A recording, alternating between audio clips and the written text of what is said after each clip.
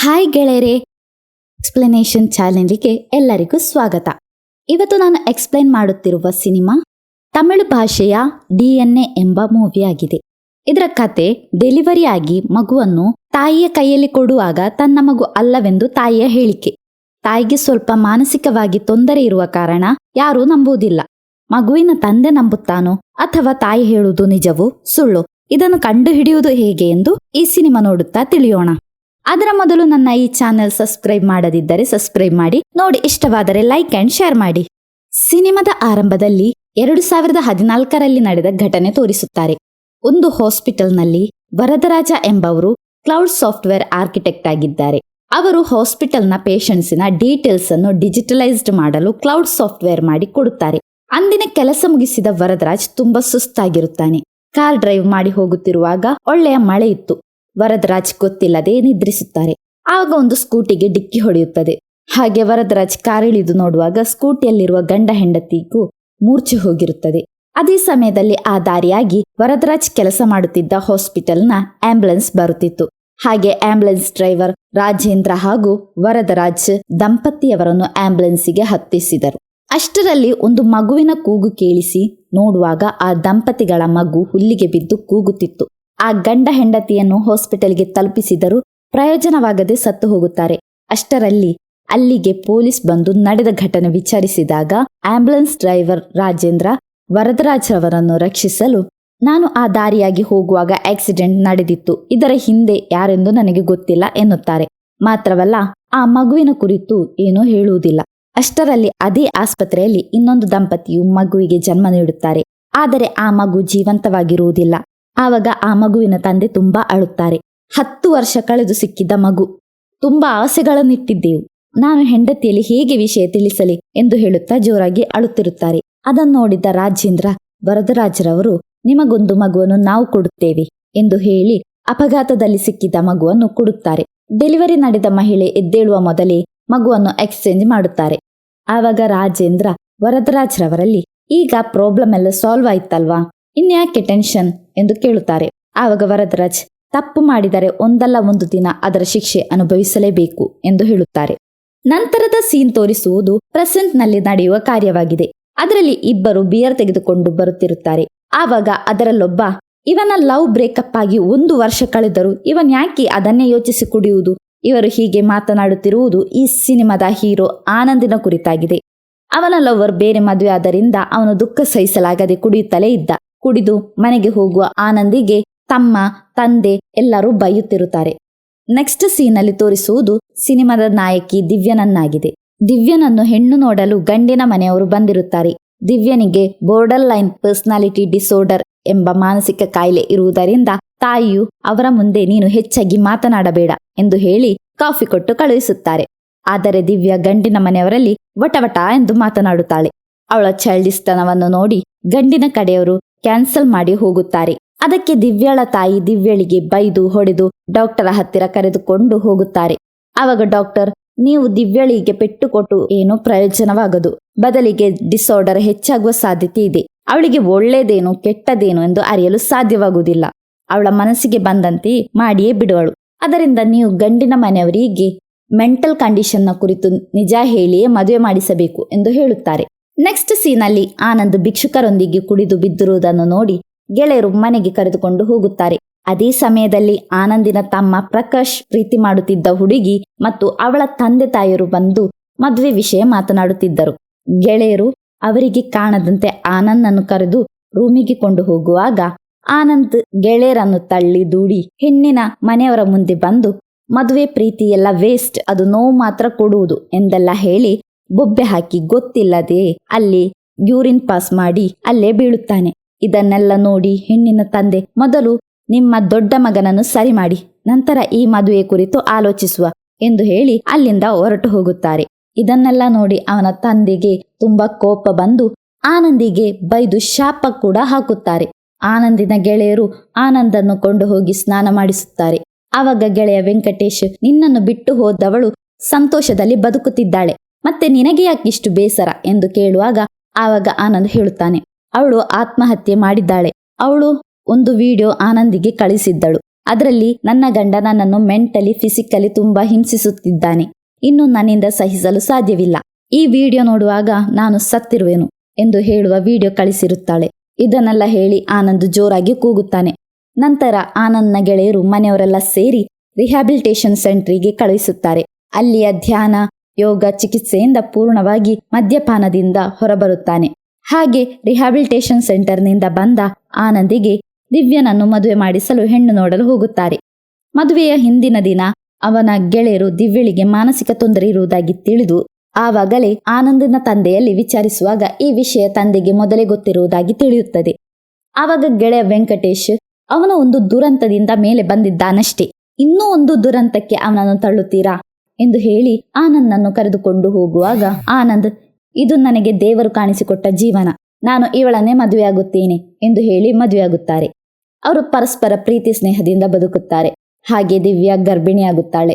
ಆವಾಗ ದಿವ್ಯ, ನಮ್ಮ ಮಗು ನನ್ನಂತೆ ಆದರೆ ಎಲ್ಲರೂ ಮಗುವನ್ನು ಬೈಯುವರು ಎಂದೆಲ್ಲ ಹೇಳುವಾಗ ಆನಂದ್, ಇಲ್ಲ, ನಮ್ಮ ಮಗುವನ್ನು ನಾನು ನೋಡುತ್ತೇನೆ, ಯಾವಾಗಲೂ ನಾನು ನಿಮ್ಮೊಂದಿಗೆ ಇರುತ್ತೇನೆ ಎಂದು ಹೇಳಿ ಮಗುವಿಗೆ ಕಾಯುತ್ತಿರುತ್ತಾರೆ. ಮತ್ತಿನ ಸೀನಲ್ಲಿ ವಯಸ್ಸಾದ ಒಂದು ಅಜ್ಜಿ ಹಾಸ್ಪಿಟಲ್ಗೆ ಬಂದು 2 ಕೈಯಲ್ಲಿ ಬೇಕರಿ ಐಟಮ್ಸ್ಗಳಿರುವ ಚೀಲವನ್ನು ಹಿಡಿದು ಅಲ್ಲಿಯ ಪೇಷಂಟ್ಗಳಿಗೆ ನರ್ಸ್ಗಳು ಕಾಣದಂತೆ ಸ್ನ್ಯಾಕ್ಸ್ಗಳನ್ನು ಮಾರುತ್ತಿರ್ತಾಳೆ. ನಂತರ ಹೊರಗೆ ಬಂದು ತುಂಬಾ ಹೊತ್ತು ಒಂದು ಮಗುವನ್ನು ನೋಡುತ್ತಾ ಇರುತ್ತಾರೆ. ನಂತರ ಆ ಮಗುವಿನ ತಾಯಿಯ ಶ್ರದ್ಧೆ ತಪ್ಪಿಸಿ ಆ ಮಗುವನ್ನು ಕಳ್ಳತನ ಮಾಡುತ್ತಾರೆ. ಮಗು ಕೂಗದಂತೆ ಮದ್ದು ಕೊಟ್ಟು ಅಲ್ಲಿಂದ ಮಗುವನ್ನು ಮನೆಗೆ ತಂದು ಆ ಮಗುವಿಗೆ ಬೇರೊಂದು ಸ್ತ್ರೀಗೆ ಹಣ ಕೊಟ್ಟು ಹಾಲು ಕುಡಿಸುತ್ತಾರೆ. ನಂತರ ಆ ಮಗುವನ್ನು ಬೇರೆಯವರಿಗೆ ಕೊಡುತ್ತಾರೆ. ಹಾಗೆ ಮತ್ತಿನ ಸೀನಲ್ಲಿ ದಿವ್ಯ ಮಗುವಿಗೆ ಜನ್ಮ ನೀಡುತ್ತಾಳೆ. ಆ ಮಗುವನ್ನು ಅಮ್ಮನ ಎದೆಯಲ್ಲಿ ಮಲಗಿಸಿ ಕ್ಲೀನ್ ಮಾಡಲು ನರ್ಸ್ಕೊಂಡು ಹೋಗಿ ಫುಟ್ ಪ್ರಿಂಟ್ ಹಾಗೂ ಕೈಗೆ ಟ್ಯಾಗ್ ಕಟ್ಟಿ ಆನಂದಿಗೂ ಮನೆಯವರಿಗೂ ಮಗುವನ್ನು ತೋರಿಸುತ್ತಾರೆ. ಆನಂದಿನ ತಂದೆ ಜ್ಯೋತಿಷ್ಯರಲ್ಲಿ ಫೋನ್ ಮಾಡಿ ಕೇಳುತ್ತಾರೆ. ಜ್ಯೋತಿಷ್ಯರು ಒಳ್ಳೆ ಗಳಿಗೆ ನಕ್ಷತ್ರ ಎಲ್ಲ ಹೇಳಿ ಒಳ್ಳೆ ಜಾತಕ, ಉನ್ನತ ಸ್ಥಾನ ಗಳಿಸುವ ಸಾಧ್ಯತೆ ಇದೆ ಎಂದು ಹೇಳುತ್ತಾರೆ. ನಂತರ ಮಗುವನ್ನು ಇನ್ಕ್ಯುಬೇಟರ್ನಲ್ಲಿ ಇಡಲು ಕೊಂಡು ಹೋಗುತ್ತಾರೆ. ಈ ಸಮಯದಲ್ಲೆಲ್ಲ ಆ ಅಜ್ಜಿ ಆ ಆಸ್ಪತ್ರೆಯನ್ನೇ ಸುತ್ತುತ್ತಿರುತ್ತಾರೆ. ಹಾಗೆ ಇನ್ಕ್ಯುಬೇಟರ್ನಿಂದ ಮಗುವನ್ನು ತಾಯಿಯ ಕೈಯಲ್ಲಿ ಕೊಡುತ್ತಾರೆ. ಆವಾಗ ದಿವ್ಯ ಮಗುವನ್ನು ನೋಡಿ ಇದು ಯಾರ ಮಗು ಎಂದು ಕೇಳುತ್ತಾಳೆ. ಇದು ಕೇಳಿ ಎಲ್ಲರೂ ಶಾಕ್ ಆಗುತ್ತಾರೆ. ಆವಾಗ ಆನಂದ್, ಇದು ನಮ್ಮ ಮಗು ಎಂದು ಹೇಳುತ್ತಾನೆ. ಆವಾಗ ದಿವ್ಯ, ಇದು ನನ್ನ ಮಗು ಅಲ್ಲ, ನನ್ನ ಮಗನನ್ನು ನಾನು ನೋಡಿದ್ದೇನೆ, ಇದು ನನ್ನ ಮಗು ಅಲ್ಲವೆಂದು ಹಠ ಹಿಡಿಯುತ್ತಾಳೆ. ಆ ಸಮಯದಲ್ಲಿ ಅಲ್ಲಿಗೆ ಬಂದ ಹಾಸ್ಪಿಟಲ್ ಚೀಫ್ ರೆಕಾರ್ಡ್ಸ್ ಎಲ್ಲ ಪರಿಶೋಧಿಸಿ ಇದು ನಿಮ್ಮದೇ ಮಗು ಎಂದು ಹೇಳುತ್ತಾರೆ. ಅದಕ್ಕೆ ದಿವ್ಯ ಒಪ್ಪದೆ ನನ್ನ ಮಗು ಅಲ್ಲ ಎಂದು ಹಠ ಹಿಡಿಯುತ್ತಾಳೆ. ತನ್ನ ಕೈಯಲ್ಲಿರುವ ಮಗು ಕೂಗುವಾಗ ಹಾಲು ಕೊಡುತ್ತಾಳೆ. ನಂತರ ಚೀಫ್ ಡಾಕ್ಟರ್ ಆನಂದಿನಲ್ಲಿ ಇದೆಲ್ಲ ಸರ್ವಸಾಧಾರಣ, ಈ ಕಂಡೀಷನ್ ಅನ್ನು ಪೋಸ್ಟ್ ಪಾರ್ಟಮ್ ಡಿಪ್ರೆಷನ್ ಎಂದು ಹೇಳುತ್ತಾರೆ. ಇಲ್ಲಿ ಹಲವು ಮಹಿಳೆಯರಿಗೂ ಉಂಟಾಗಿದೆ. ದಿವ್ಯಳಿಗೆ ಇದರ ಮೊದಲೇನಾದರೂ ಮೆಂಟಲ್ ತೊಂದರೆ ಉಂಟಾಗಿದೆ ಎಂದು ಕೇಳುತ್ತಾರೆ. ಆವಾಗ ದಿವ್ಯನ ತಾಯಿ ಅವಳ ಮೆಂಟಲ್ ಕಂಡೀಷನ್ ಅನ್ನು ಕುರಿತು ಹೇಳುತ್ತಾರೆ. ಆದರೆ ಮದುವೆಯಾಗಿ ಯಾವುದೇ ತೊಂದರೆ ಇರಲಿಲ್ಲ ಎಂದು ಹೇಳುತ್ತಾರೆ. ಅಷ್ಟರಲ್ಲಿ ಹೊರಗಿನಿಂದ ಏನೋ ಶಬ್ದ ಕೇಳಿ ಹೋಗಿ ನೋಡುವಾಗ ದಿವ್ಯ ಬೇರೆಯವರ ಮಗುವನ್ನೆಲ್ಲ ಎತ್ತಿ ತನ್ನ ಮಗುವನ್ನು ಹುಡುಕುತ್ತಿರುತ್ತಾಳೆ. ಅಲ್ಲಿಂದ ಸಮಾಧಾನ ಪಡಿಸಿಕೊಂಡು ಹೋದರೂ ಸಮಾಧಾನವಾಗದೆ ಕಸದ ಬುಟ್ಟಿಗಳಲ್ಲಿ ಹುಡುಕುತ್ತಾಳೆ.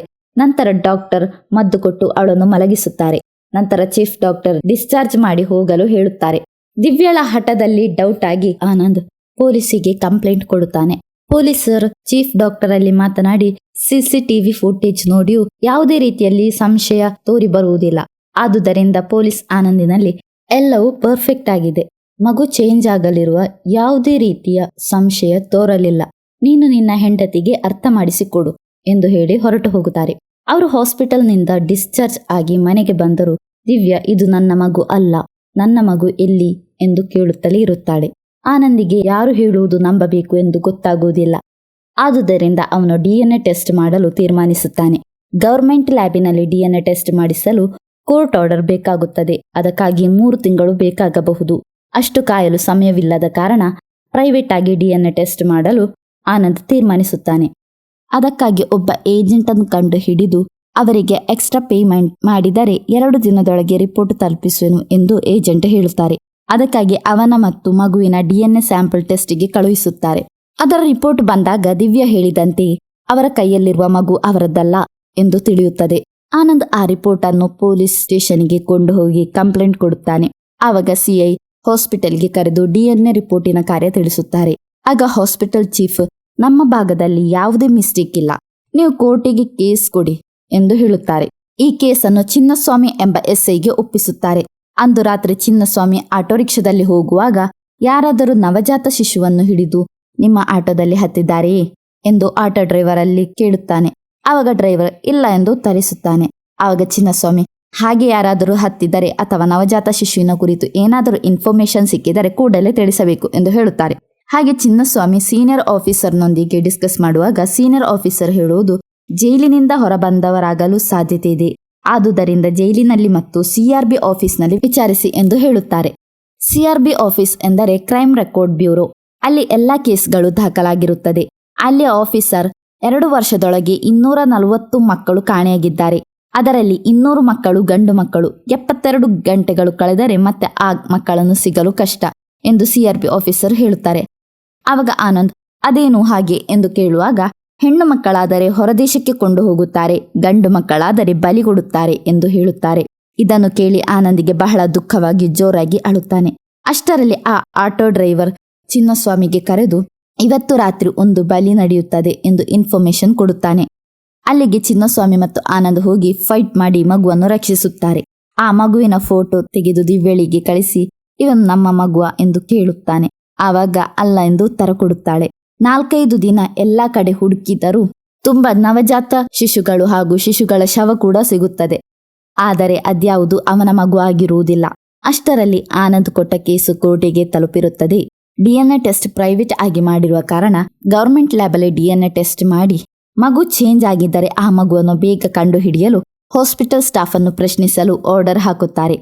ಇವಾಗ ನನ್ನ ಮಾತು ನಂಬದೆ DNA ಟೆಸ್ಟ್ ಮಾಡಿದ್ದಾನೆ ಎಂದು ತಿಳಿದ ದಿವ್ಯಳು ಆನಂದನಿಗೆ ಕೋಪ ಮಾಡುತ್ತಾಳೆ. ಹಾಗೆ ಚಿನ್ನಸ್ವಾಮಿ ಮತ್ತು ಆನಂದ್ ಹಾಸ್ಪಿಟಲ್ ಅಲ್ಲಿ ಎಲ್ಲಾ ಸ್ಟಾಫ್ಗಳಲ್ಲೂ ವಿಚಾರಿಸುತ್ತಾರೆ. ಮತ್ತೆ ಹಾಸ್ಪಿಟಲ್ CCTV ಫೂಟೇಜ್ ಮತ್ತು ಅದರ ಹೊರಗಿನ CCTV ಫೂಟೇಜ್ ಕಲೆಕ್ಟ್ ಮಾಡುತ್ತಾರೆ. ಆಮೇಲೆ ಚಿನ್ನಸ್ವಾಮಿ ಜೈಲಲ್ಲಿರುವ ಸೆಲ್ವಂ ಜೊತೆ ಮಾತನಾಡುತ್ತಾರೆ. ಆಗ ಸೆಲ್ವಂ ಮಕ್ಕಳ ಕಳ್ಳತನದ ಕುರಿತು ನನಗೆ ಗೊತ್ತಿಲ್ಲ, ಆದರೆ ಅಲ್ಲಿ ದೊಡ್ಡ ಒಂದು ಕೊಟೇಶನ್ ಪ್ಲಾನ್ ಮಾಡುತ್ತಿದ್ದಾರೆ ಎಂದು ಹೇಳುತ್ತಾನೆ. ಆಗ ಚಿನ್ನಸ್ವಾಮಿ ಈಗಷ್ಟೇ ಜೈಲಿನಿಂದ ಹೊರಬಂದ ಗಜ ಎಂಬವನಲ್ಲಿ ಪ್ರಶ್ನಿಸಿದಾಗ, ಮಕ್ಕಳನ್ನು ಕದ್ದು ಬರುವವರು ನನ್ನೊಂದಿಗೆ ಇದ್ದಾರೆ, ಆದರೆ ಅದರ ಬದಲಿಗೆ ಬೇರೊಂದು ಮಗುವನ್ನು ಇಟ್ಟು ಬರುವವರು ನನ್ನೊಂದಿಗಿಲ್ಲ ಎಂದು ಹೇಳಿ ಮಕ್ಕಳನ್ನು ತೋರಿಸುತ್ತಾನೆ. ಅದರಲ್ಲಿ ಎಲ್ಲ ಮಕ್ಕಳು 3 ವಯಸ್ಸಿಗಿಂತ ದೊಡ್ಡವರಾಗಿರುತ್ತಾರೆ. ಅದರಲ್ಲಿ ಆನಂದಿನ ಮಗು ಇರುವುದಿಲ್ಲ. ಆ ಮಕ್ಕಳನ್ನು ನೋಡಿ ಆನಂದ್ಗೆ ಬೇಸರವಾಗುತ್ತದೆ. ಮತ್ತೆ ಚಿನ್ನಸ್ವಾಮಿ ಮತ್ತು ಬೇರೆ ಪೊಲೀಸರು CCTV ಫುಟೇಜ್ ನೋಡಿ ಸಾಧಾರಣವಾಗಿ ಮಗುವನ್ನು ಇನ್ಕ್ಯುಬೇಟರ್ನಲ್ಲಿ ಮಲಗಿಸಿ ಹಿಂತಿರುಗಿಸಿ ಬರಲು 90 ಸೆಕೆಂಡ್ಗಳಷ್ಟು ಸಮಯ ಬೇಕಾಗುತ್ತದೆ. ಆದರೆ ಇಲ್ಲಿ ಮಗುವನ್ನು ಹಿಂತಿರುಗಿಸಲು 20 ಸೆಕೆಂಡ್ ಜಾಸ್ತಿ ತೆಗೆದುಕೊಂಡಿದ್ದಾರೆ. ಆದರೆ ಈ 20 ಸೆಕೆಂಡ್ನಲ್ಲಿ ಏನು ಮಾಡಲು ಸಾಧ್ಯವಿಲ್ಲ ಎಂದು CCTV ಚೆಕ್ ಮಾಡುವ ಉದ್ಯೋಗಸ್ಥ ಹೇಳುತ್ತಾನೆ. ಆದರೆ ಚಿನ್ನಸ್ವಾಮಿಗೆ ಏನೋ ಸಂಶಯ ಮೂಡಿ ಹಾಸ್ಪಿಟಲ್ಗೆ ಹೋಗಿ ಟೈಮರ್ ಸೆಟ್ ಮಾಡಿ ಇನ್ಕ್ಯುಬೇಟರ್ ರೂಮಿಗೆ ಕೊಂಡು ಹೋಗಿ ತರಲಿರುವ ಟೈಮ್ ಕ್ಯಾಲ್ಕುಲೇಟ್ ಮಾಡುತ್ತಾರೆ. ಆ ಸಮಯ ಮತ್ತು ಈಗಿನ ಸಮಯ ವ್ಯತ್ಯಾಸವಿರುವುದರಿಂದ ಅವತ್ತು ಆನಂದಿನ ಮಗುವನ್ನು ಕರೆದುಕೊಂಡು ಹೋದ ಸಿಸ್ಟರ್ ಯಾರು ಅವರಲ್ಲಿ ಮಾತನಾಡಬೇಕು ಎಂದಾಗ ಅವರ ಹೆಸರು ಶೈಲಜಾ, ಆದರೆ ಅವರೀಗ ಕೆಲಸ ರಿಸೈನ್ ಮಾಡಿದ್ದಾರೆ, ಅವರಿಗೆ ಸೌದಿಯಲ್ಲಿ ಕೆಲಸ ಸಿಕ್ಕಿದೆ ಎಂದು ಹೇಳುತ್ತಾರೆ. ಹಾಗೆ ಚಿನ್ನಸ್ವಾಮಿ ಶೈಲಜನ ಮನೆಗೆ ಹೋಗಿ ಮಾತನಾಡಿದಾಗ, ನಾನು 3 ತಿಂಗಳ ಮುಂಚೆ ರಿಸೈನ್ ಕೊಟ್ಟಿದ್ದೇನೆ, ನನಗೆ ಸೌದಿಯಲ್ಲಿ ಕೆಲಸ ಸಿಕ್ಕಿದೆ ಎಂದು ಹೇಳುತ್ತಾಳೆ. ಅದೇ ಸಮಯದಲ್ಲಿ ಆನಂದ್ ಬೇರೆ ಆಸ್ಪತ್ರೆಗೆ ಹೋಗಿ ಕಾಣೆಯಾಗಿರುವ ಮಗುವಿನ ಕುರಿತು ವಿಚಾರಿಸುತ್ತಿರುತ್ತಾನೆ. ಆವಾಗಲೇ ಅಲ್ಲಿಗೆ ಆ ಕಳ್ಳಿ ಅಜ್ಜಿ ಬಂದು ಆನಂದಿನ ಹತ್ತಿರ ಕೂತು ನೀರು ಕೀಳಿ ಕುಡಿಯುತ್ತಾಳೆ. ನೀರು ಕುಡಿದು ಹೋಗುವಾಗ ಆನಂದ್ ಅವರ ಚೀಲ ತೆಗೆದು ಕೊಡುತ್ತಾರೆ. ಆ ಚೀಲ ತುಂಬಾ ಭಾರವಿರುವ ಕಾರಣ ಆನಂದಿಗೆ ಸಂಶಯ ಮೂಡಿ ಅಜ್ಜಿ ಹೋಗುವುದನ್ನೇ ನೋಡುತ್ತಿರುತ್ತಾನೆ. ಆವಾಗ ಚೀಲದೊಳಗಿನಿಂದ ಮಗುವಿನ ಕೈ ಕಾಣುತ್ತದೆ. ಆನಂದ್ ಆ ಅಜ್ಜಿಯನ್ನು ಫಾಲೋ ಮಾಡಿ ಹೋಗುತ್ತಾನೆ. ಆ ಮಗುವಿಗೆ ಬೇರೊಂದು ಹೆಂಗಸಿನಿಂದ ಹಾಲು ಕುಡಿಸಿ ಆ ಮಗುವನ್ನು ಶೇಖರ್ ಎಂಬಾತ ಕೊಂಡು ಹೋಗುತ್ತಾನೆ. ಆನಂದ್ ಅವನನ್ನು ಫಾಲೋ ಮಾಡಿ ಹೋಗುತ್ತಾನೆ. ಅದರೆಡೆಯಲ್ಲಿ ಚಿನ್ನಸ್ವಾಮಿಗೆ ಆನಂದ್ ಇನ್ಫಾರ್ಮ್ ಮಾಡಿರುತ್ತಾನೆ. ಆನಂದ್ ಆ ಮಗುವನ್ನು ರಕ್ಷಿಸುವಾಗ ಅಲ್ಲೊಂದು ಭರ್ಜರಿ ಫೈಟ್ ನಡೆಯುತ್ತದೆ. ಅಷ್ಟರಲ್ಲಿ ಪೊಲೀಸ್ ಸಂಘ ಬಂದು ಶೇಖರನ್ನು ಮತ್ತು ಗುಂಡಗಳನ್ನು ಅರೆಸ್ಟ್ ಮಾಡುತ್ತಾರೆ. ಅಷ್ಟರಲ್ಲಿ ಆ ಮಗುವನ್ನು ಕೊಂಡು ಹೋಗಲು ಮೂರ್ತಿ ಎಂಬಾತ ಬರುತ್ತಾನೆ. ಪೊಲೀಸ್ ಅವನನ್ನು ಅರೆಸ್ಟ್ ಮಾಡಿ ಪ್ರಶ್ನಿಸುತ್ತಾರೆ. ಆದರೆ ಮೂರ್ತಿ, ನನಗೆ ಮಕ್ಕಳಿಲ್ಲ, ಆದುದರಿಂದ ಶೇಖರ್ನ ಕೈಯಿಂದ ತೆಗೆದುಕೊಳ್ಳಲು ಬಂದದ್ದು ಎನ್ನುತ್ತಾನೆ. ನಿನಗೆ 2 ಹೆಣ್ಣು ಮಕ್ಕಳು ಇದ್ದಾರೆ, ನೀನು ವಿದೇಶಕ್ಕೆ ನರ್ಸ್ನವರನ್ನು ಕೆಲಸಕ್ಕೆ ಕಳುಹಿಸುವ ಏಜೆನ್ಸಿ ನಡೆಸುತ್ತಿದ್ದಿ ಎಂದು ಆನಂದ್ ಹೇಳುತ್ತಾನೆ. ಆದರೆ ಮೂರ್ತಿ ಏನನ್ನೂ ಬಿಟ್ಟು ಹೇಳುವುದಿಲ್ಲ. ಹಾಗೆ ಶೇಖರ್ನನ್ನು ಪ್ರಶ್ನಿಸಿದಾಗ ಮೂರ್ತಿ ಕೈಯಲ್ಲಿ ಮಗುವನ್ನು ಕೊಡುವುದಷ್ಟೇ ನನ್ನ ಕೆಲಸ, ಬೇರೇನೂ ನನಗೆ ಗೊತ್ತಿಲ್ಲ ಎನ್ನುತ್ತಾರೆ. ಅಜ್ಜಿಯನ್ನು ಪ್ರಶ್ನಿಸಿದಾಗ ಶೇಖರ್ನಿಗೆ ತಲುಪಿಸುವುದಷ್ಟೇ ನನ್ನ ಕೆಲಸ, ಬೇರೇನೂ ನನಗೆ ಗೊತ್ತಿಲ್ಲ ಎನ್ನುತ್ತಾರೆ. ನಂತರ ಚಿನ್ನಸ್ವಾಮಿ ನರ್ಸ್ ಶೈಲಜನಲ್ಲಿ ಪ್ರಶ್ನಿಸಿದಾಗ ನನಗೇನು ಗೊತ್ತಿಲ್ಲ, ನಾನೇನು ಮಾಡಿಲ್ಲ ಎನ್ನುತ್ತಾಳೆ. ಅಷ್ಟರಲ್ಲಿ ಆನಂದ್ ಅವಳ ಟ್ವಿನ್ ಸಿಸ್ಟರ್ ಅನ್ನು ಅಲ್ಲಿಗೆ ಕರೆದುಕೊಂಡು ಬರುತ್ತಾನೆ. ಅವಳನ್ನು ನೋಡಿ ಶೈಲಜನಿಗೆ ಭಯವಾಗಿ ಜೋರಾಗಿ ಅಳುತ್ತಾಳೆ. ಶೈಲಜನಿಗೆ ಟ್ವಿನ್ ಸಿಸ್ಟರ್ ಇರುವುದು ಯಾರಿಗೂ ಗೊತ್ತಿರಲಿಲ್ಲ. ಆವಾಗ ಶೈಲಜಾ ಎಲ್ಲ ನಡೆದ ಘಟನೆಯನ್ನು ಹೇಳುತ್ತಾಳೆ. ಮೂರ್ತಿ ಸರ್ ಹೇಳಿ ನಾನು ಈ ಕೆಲಸ ಮಾಡಿದ್ದೇನೆ. ಅವರ ನರ್ಸಿಂಗ್ ಏಜೆನ್ಸಿ ಮೂಲಕ ನನಗೆ ಸೌದಿಯಲ್ಲಿ ಕೆಲಸ ಕೊಡಿಸುವ, ಅದರ ಬದಲು ನಾನು ಹೇಳಿದ ಮಗುವನ್ನು ನನಗೆ ತಲುಪಿಸಲು ಸಹಾಯ ಮಾಡಬೇಕು ಎಂದು ಹೇಳಿದ್ದಾರೆ. ನಾವು ಟ್ವಿನ್ಸ್ ಆದ ಕಾರಣ ಮಗುವನ್ನು ಬದಲಾಯಿಸಲು ನಮಗೆ ಈಸಿ ಆಯಿತು ಎಂದು ಹೇಳುತ್ತಾಳೆ. ನಂತರ ಅಜ್ಜಿಯನ್ನು ಪ್ರಶ್ನಿಸಿದಾಗ ನಾನು ಅಂದು ಮಗುವನ್ನು ತೆಗೆದುಕೊಳ್ಳಲು ಬಂದಿಲ್ಲ, ನಾನು ಗವರ್ಮೆಂಟ್ ಹಾಸ್ಪಿಟಲ್ನಿಂದ ಮಾತ್ರವೇ ಮಗುವನ್ನು ಕದ್ದುತ್ತೇನೆ. ಗವರ್ಮೆಂಟ್ ಹಾಸ್ಪಿಟಲಿಂದ ಕದ್ದ ಮಗುವನ್ನು ಆ ಹಾಸ್ಪಿಟಲಿಗೆ ಕೊಡಲು ಬಂದಿದ್ದೇನೆ ಎಂದು ಹೇಳುತ್ತಾಳೆ. ಈಗ ದಿವ್ಯನ ಕೈಯಲ್ಲಿರುವ ಮಗು ಗವರ್ಮೆಂಟ್ ಹಾಸ್ಪಿಟಲ್ನಿಂದ ಅಜ್ಜಿ ಕದ್ದ ಮಗುವಾಗಿದೆ. ಈಗ ಆ ಮಗು ಯಾರ ಮಗು ಎಂದು ಅಜ್ಜಿಗೆ ಗೊತ್ತಿದೆ. 7ನೇ ವಾರ್ಡಿನಲ್ಲಿ 2ನೇ ಬೆಡ್ಡಲ್ಲಿ ಮಲಗಿದ ಸ್ತ್ರೀಯ ಮಗು ಎಂದು ಹೇಳುತ್ತಾರೆ. ನಂತರ ಪೊಲೀಸ್ ಆ ಮಗುವಿನ ನಿಜವಾದ ಅಮ್ಮನನ್ನು ಕಂಡುಹಿಡಿದು ದಿವ್ಯನಲ್ಲಿ ಮಗುವನ್ನು ಕೊಡಲು ಹೇಳುತ್ತಾರೆ. ಹಾಗೆ ಮರುದಿನ ದಿವ್ಯ ಮತ್ತು ಆನಂದ್ ಮಗುವನ್ನು ತಾಯಿಗೆ ಕೊಡಲು ಹೋಗುತ್ತಾರೆ. ಆದರೆ ಮನೆಗೆ ಮರಳಿದ ದಿವ್ಯನಿಗೆ ಮಗು ಕೂಗುತ್ತಿರುವನೆ, ಹಾಲು ಕುಡಿದಿರುವನೆ ಎಂದೆಲ್ಲ ಹೇಳುತ್ತಾ ಚಡಪಡಿಸುತ್ತಿರುತ್ತಾಳೆ. ದಿವ್ಯಳ ಆ ಅವಸ್ಥೆ ನೋಡಿ ಆನಂದಿನಿಗೆ ದುಃಖ ಸಹಿಸಲಾಗುತ್ತಿರಲಿಲ್ಲ. ದಿವ್ಯ ಎಲ್ಲ ಮರೆಯಲು ಹುಚ್ಚಿಯ ಹಾಗೆ ಕೆಲಸ ಮಾಡುತ್ತಾ ಇರುತ್ತಾಳೆ.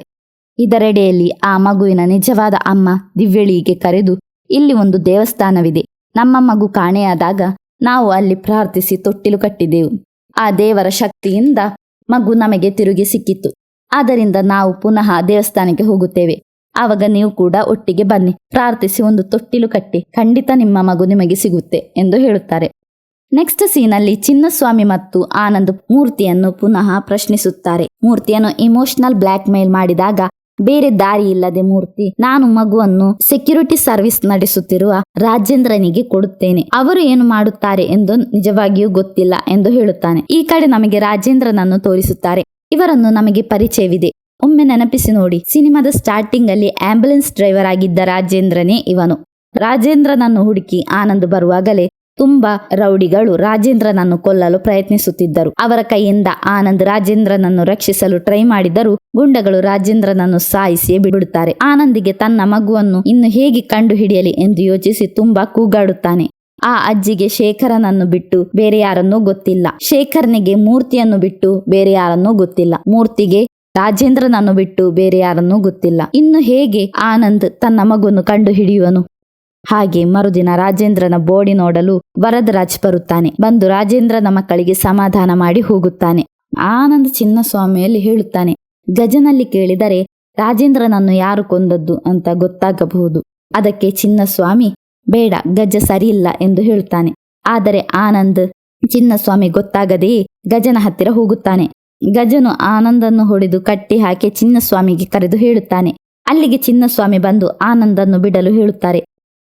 ಆವಾಗ ಆನಂದಿಗೆ ಗಜನೊಂದಿಗಿರುವ ಒಬ್ಬನ ಕೈಯಲ್ಲಿ ಟ್ಯಾಟೂ ಕಾಣುತ್ತೆ.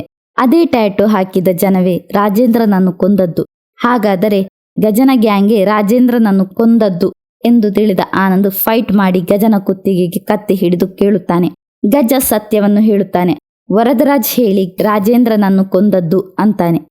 ಆವಾಗ ಫ್ಲಾಶ್ ಬ್ಯಾಕ್ ತೋರಿಸುತ್ತಾರೆ. ಸಿನಿಮಾದ ಸ್ಟಾರ್ಟ್ ಅಲ್ಲಿ ಆಕ್ಸಿಡೆಂಟ್ ಅಲ್ಲಿ ಸಿಕ್ಕಿದ ಮಗುವನ್ನು ಒಬ್ಬರಿಗೆ ಕೊಟ್ರಲ್ವಾ, ಅವರು ಅದಕ್ಕೆ ಬದಲಾಗಿ ಸ್ವಲ್ಪ ಚಿನ್ನ ಒತ್ತಾಯಪೂರ್ವಕವಾಗಿ ಕೊಡುತ್ತಾರೆ. ಅದನ್ನು ವರದರಾಜ್ ರಾಜೇಂದ್ರನಿಗೆ ಕೊಡುತ್ತಾನೆ. ರಾಜೇಂದ್ರ ಸರಿಯಾಗಿ ಅರ್ಥ ಮಾಡಿ ವರದರಾಜಿಗೂ ಕೊಡುತ್ತಾನೆ. ಹಾಗೆ ಸ್ವಲ್ಪ ದಿನ ಕಳೆದಾಗ ಆ ಗಂಡಸು ಪುನಃ ಬಂದು ನನ್ನ ಗೆಳೆಯನಿಗೆ ಒಂದು ಮಗು ಬೇಕು ಎಂದು ಹೇಳುತ್ತಾನೆ. ಆವಾಗ ವರದರಾಜ್, ಆವತ್ತು ಆಕ್ಸಿಡೆಂಟ್ ಅಲ್ಲಿ ನಮಗೆ ಒಂದು ಮಗು ಸಿಕ್ಕಿತ್ತು, ಆ ಮಗುವನ್ನು ನಾನು ನಿಮಗೆ ಕೊಟ್ಟಿದ್ದೇನೆ, ಇನ್ನು ಪುನಃ ಒಂದು ಮಗು ಕೊಡಲು ಸಾಧ್ಯವಿಲ್ಲ ಎಂದು ಹೇಳುತ್ತಾನೆ. ಆವಾಗ ನಿಮಗೆ 5 ಲಕ್ಷ ರೂಪಾಯಿ ಕೊಡುತ್ತೇನೆ ಎಂದು ಹೇಳಿದಾಗ ವರದರಾಜ್ ಒಪ್ಪುತ್ತಾನೆ. ಹಾಗೆ ರಾಜೇಂದ್ರ ಮತ್ತು ವರದರಾಜ್ ಸೇರಿ ಮಗುವನ್ನು ಕಂಡು ಹಿಡಿದು ಅವರಿಗೆ ದೇವಸ್ಥಾನದಲ್ಲಿ ಮಗುವನ್ನು ಕೊಡುತ್ತಾರೆ. ಆಗ ಮಗುವನ್ನು ಪಡೆದವರು ವರದರಾಜನ್ನು ದೇವರ ಹಾಗೆ ಕಂಡು ಕಾಲಿಗೆ ಬೀಳುತ್ತಾರೆ. ಆವಾಗ ವರದರಾಜನಿಗೆ ತಾನು ದೇವರಂತೆ ಎಂಬ ಫೀಲ್ ಸಿಗುತ್ತೆ. ಹಾಗೆ ರಾಜೇಂದ್ರ ಮತ್ತು ವರದರಾಜ್ ಇದನ್ನು ಬಿಸ್ನೆಸ್ ಆಗಿ ತಗೊಳ್ತಾರೆ. ಅದೇ ಸಮಯದಲ್ಲಿ ಪೇಷಂಟ್ಸಿನ ಡೀಟೇಲ್ಸ್ ಡಿಜಿಟಲೈಸ್ಡ್ ಮಾಡಬೇಕೆಂದು ಗೌರ್ಮೆಂಟ್ ಆರ್ಡರ್ ಬರುತ್ತೆ. ಅದೇ ಹಾಸ್ಪಿಟಲಿನ ಪೇಷಂಟ್ಸಿನ ಡೀಟೇಲ್ಸ್ ಡಿಜಿಟಲೈಸ್ಡ್ ಮಾಡುವುದು ವರದರಾಜ್ ಆಗಿದೆ. ಮಗುವನ್ನು ಮಾರಿ ಸಿಗುವ ಹಣದಲ್ಲಿ Varadaraj cloud software consultancy agency ಶುರು ಮಾಡುತ್ತಾನೆ. ಆದ್ದರಿಂದ ಎಲ್ಲ ಹಾಸ್ಪಿಟಲ್ ಅಲ್ಲಿ ವರದರಾಜ್ ಕ್ಲೌಡ್ ಸಾಫ್ಟ್ವೇರ್ ಇನ್ಸ್ಟಾಲ್ ಮಾಡಿ ಕೊಡುತ್ತಾರೆ. ಅದರಿಂದ ಪೇಷಂಟ್ಸಿನ ಎಲ್ಲ ಡೀಟೇಲ್ಸ್ ವರದರಾಜನಿಗೆ ಸಿಗುತ್ತದೆ. ಹಾಗೆ ವರದರಾಜ್ 4 ಲೇಯರ್ ಇರುವ ಟೀಮ್ ಸೆಟ್ ಮಾಡ್ತಾನೆ. ಅದರಲ್ಲಿ ಮೊದಲು ವರದರಾಜ್, ಅದರ ಕೆಳಗೆ ರಾಜೇಂದ್ರ, ಅದರ ಕೆಳಗೆ ಏಜೆಂಟ್, ಅದರ ಕೆಳಗೆ ಮಗುವನ್ನು ಕದ್ದುವವರು. ಆದರೆ ಕೆಳಗೆ ಇರುವವರಿಗೆ ಟಾಪ್ ಲೆವೆಲಿನ ವರದರಾಜನ್ನು ಗೊತ್ತಿರುವುದಿಲ್ಲ. ಏನಾದರೂ ಇಶ್ಯೂ ಉಂಟಾದರೆ ಕೆಳಗೆ ಇರುವವರನ್ನು ಕೊಂದು ಬೇರೆಯವರನ್ನು ಇಡುತ್ತಾನೆ. ಹಾಗಿರುವಾಗ USA ಡಿಪ್ಲೊಮೇಟ್ ಆಗಿ ಕೆಲಸ ಮಾಡುವ ದಂಪತಿಗಳು ಒಂದು ಪ್ರತ್ಯೇಕವಾದ ಬೇಡಿಕೆಯನ್ನಿಟ್ಟು ಮಗುವನ್ನು ಕೇಳುತ್ತಾರೆ. ಅದೇನೆಂದರೆ ಪ್ರತ್ಯೇಕ ಜಾತಕವಿರುವ ಮಗುವಾಗಿರಬೇಕು. ಅದಕ್ಕಾಗಿ ಎಷ್ಟು ಕೋಟಿ ಕೊಡಲು ಸಿದ್ಧರು ಎಂದು ಹೇಳುತ್ತಾರೆ.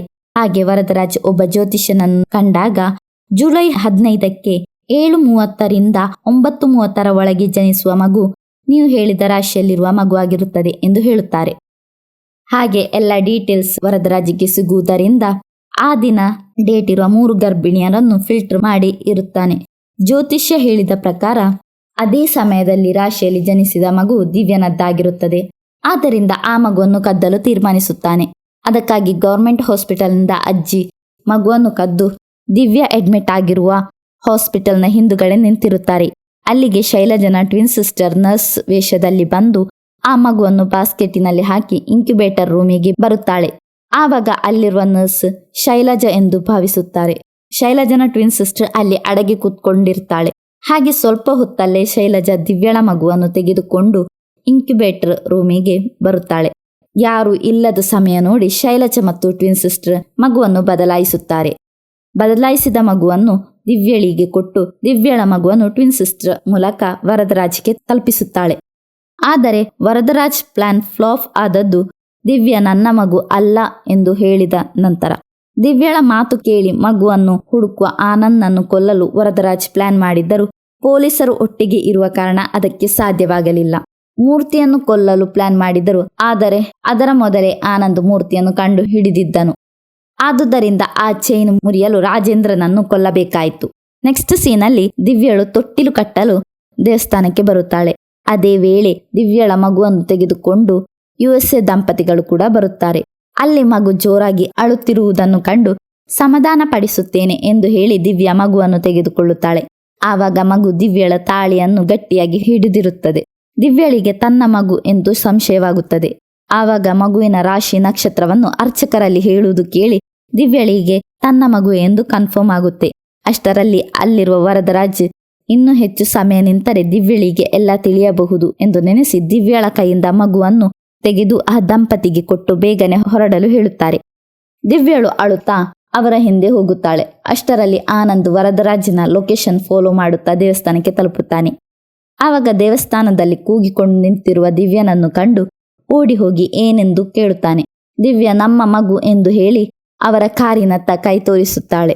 ಹಾಗೆ ಆನಂದ್ ನೋಡುವಾಗ ತಾನು ಹುಡುಕುತ್ತಾ ಬಂದ ವರದರಾಜ್ ಕಾರಿಗೆ ಹತ್ತುತ್ತಿರುವುದನ್ನು ಕಂಡು ಓಡಿ ಹೋಗಿ US ದಂಪತಿಗಳಿಂದ ಮಗುವನ್ನು ಕಿತ್ತು ದಿವ್ಯಳ ಕೈಯಲ್ಲಿ ಕೊಡುತ್ತಾನೆ. ಹಾಗೆ ಅಲ್ಲಿ ಒಂದು ಫೈಟ್ ನಡೆಯುತ್ತದೆ. ಅಷ್ಟರಲ್ಲಿ ಒಬ್ಬ ಬಂದು ವರದರಾಜನ್ನು ಕುತ್ತಿಕೊಳ್ಳುತ್ತಾನೆ. ವರದರಾಜನ್ನು ಚೂರಿ ಹಾಕಿ ಕೊಂದದ್ದು ಬೇರೆ ಯಾರೂ ಅಲ್ಲ, ರಾಜೇಂದ್ರನ ಮಗನಾಗಿರುತ್ತಾನೆ. ತನ್ನ ತಂದೆಯನ್ನು ಕೊಂದದಕ್ಕೆ ಸೇಡು ತೀರಿಸುತ್ತಾನೆ. ವರದರಾಜ್ ತಂದೆಯನ್ನು ಕೊಂದದ್ದು ಎಂದು ಆನಂದ್ ಮತ್ತು ಚಿನ್ನಸ್ವಾಮಿ ಮಗನಿಗೆ ತಿಳಿಸಿರುತ್ತಾರೆ. ವರದರಾಜ್ ಅಲ್ಲೇ ಬಿದ್ದು ಸಾಯುತ್ತಾನೆ. ವರದರಾಜ್ ಮೊದಲೇ ಹೇಳಿದ ಹಾಗೆ ತಪ್ಪು ಮಾಡಿದವರು ಶಿಕ್ಷೆ ಅನುಭವಿಸಲೇಬೇಕು ಎಂದು ಹೇಳಿದ್ದು ನಿಜವಾಗುತ್ತದೆ. ಹಾಗೆ ಆನಂದಿಗೂ ದಿವ್ಯನಿಗೂ ಸ್ವಂತ ಮಗು ತಿರುಗಿ ಸಿಗುತ್ತದೆ. ಹಾಗೆ ದೇವಸ್ಥಾನದಲ್ಲಿ ಕೂತು ಮಗುವನ್ನು ಮುದ್ದಿಸುವ ಸೀನ್ ಮೂಲಕ ಸಿನಿಮಾ ಮುಕ್ತಾಯಗೊಳ್ಳುತ್ತದೆ. ಈ ಸಿನಿಮಾ ನಿಮಗೆ ಇಷ್ಟವಾಗಿದೆಯೇ?